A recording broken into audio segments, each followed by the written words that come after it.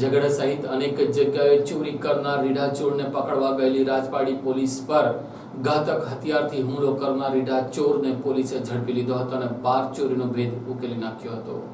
ઝઘડિયા તાલુકાના રાજપાડી વિસ્તારમાં છેલ્લા કેટલાક સમયથી થયેલી ચોરી બાબતે પોલીસને પાકી બાતમી મળી હતી, જેને લઈને જિલ્લા પોલીસ વડાની સૂચનાથી અને અંકલેશ્વરના નાયબ પોલીસ અધિક્ષકની સૂચનાથી રાજપાડીના police sub inspector Jaydeepsinh Jadav અને તેમનો સ્ટાફ નાસ્તા ફરતા આરોપીઓને ઝડપી લેવા માટે કવાયત હાથ ધરી હતી। તેમાં એક નાસ્તો ફરતો આરોપી સંજય વસાવા રહેવાસી પીપદરા પોતાના ઘરે આવવાના હોય તેવી બાતમી મળતા જ પોલીસે તેના ઘરની પાસે વોચ ગોઠવી હતી અને તેના ઘરને ચારે તરફથી ઘેરી લીધું હતું। આ દરમિયાન પોલીસ કોન્સ્ટેબલ દિલીપભાઈ અરવિંદભાઈએ આરોપીને પકડવા જતા જ આરોપીએ હાથમાંના લોખંડનું પાડ્યું પોલીસ કોન્સ્ટેબલ દિલીપભાઈને મારી દીધું હતું, જેને લઈને તેમને ગંભીર ઇજા પહોંચી હતી। જોકે માથા પર સંજય વસાવા ભાગે તે પહેલા જ પોલીસ દ્વારા તેઓને ઝડપી લેવામાં આવ્યા હતા। ત્યારબાદ તેઓની પૂછપરછ હાથ ધરવામાં આવી હતી, જેમાં તેણે કબૂલ કર્યું હતું કે તેના સાથીઓ સાથે મળી રાજપાડી, ઝઘડિયા, ઉમરલા તેમજ નર્મદા જિલ્લાના આંબલેતા પોલીસ વિસ્તારમાંથી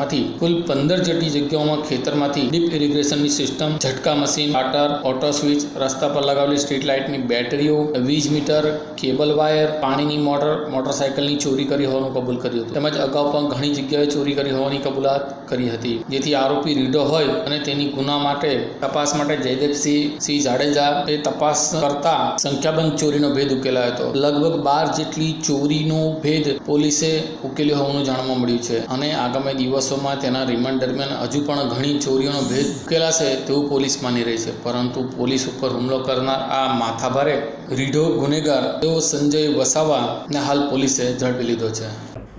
આપ સૌ જાણો છો, ઘણા સમયથી વોન્ટેડ આરોપીને પકડવાની એક ડ્રાઈવ રાખવામાં આવેલી છે રેન્જ ડીઆઈજીપી અને આઈજીપી અને એસપી શ્રી સરના આદેશથી।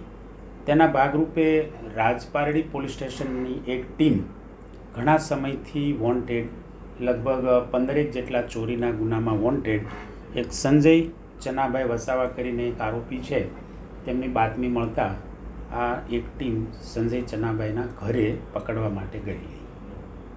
આ 3 પોલીસવાળા જ્યારે આરોપીના ઘરે જાય છે ત્યારે આ આરોપી એકદમ ઉગ્ર થઈ, મેં કોઈ ગુનો કર્યો નથી, હું આવવાનો નથી, આવી બબાલ કરી અને પોલીસે પૂરતું બળ વાપરવા ગઈ તે દરમિયાન આ આરોપીએ પાળિયું એટલે કે એક ધારદાર ધાર્યું જમણા કાનની ઉપર મારી અને ગંભીર ઇજાઓ કરી છે। તે બાબતે રાજપારડી પોલીસ સ્ટેશનમાં દિલીપભાઈએ, પોલીસ કોન્સ્ટેબલ દિલીપભાઈએ એક ગુનો નોંધાવેલો છે, જે આઈપીસી કલમ 307 મુજબ દાખલ કરવામાં આવેલ છે।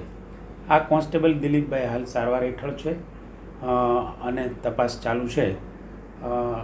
પોલીસ કોન્સ્ટેબલ દિલીપભાઈની તબિયત પણ સારી છે।